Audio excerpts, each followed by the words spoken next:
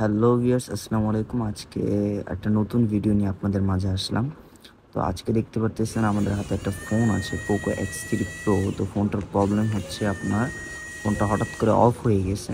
তো এটা মূলত Poco X3 Pro, X2, Note 10 Pro একটা কমন ইস্যু।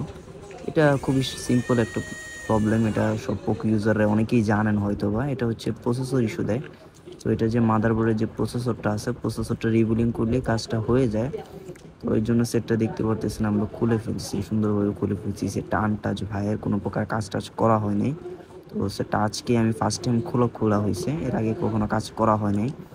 তো ক্যামেরা, ব্যাটারি কানেক্টর এগুলো আমি সুন্দরভাবে খুলে নিচ্ছি। তো এই রিলেটেড যে সমস্যাগুলো হয় এটা খুবই কমন ইস্যু। এটা একবারে সব পোকো ইউজাররা এখন জানেন।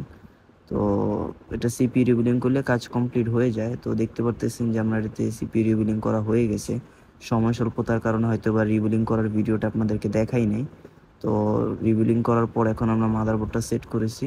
তো এখন আমরা ফাইনালি ফোনটাকে সম্পূর্ণভাবে চেক দিব যে সব কিছু আমাদের ওয়ার্কিং কন্ডিশনে আছে কিনা।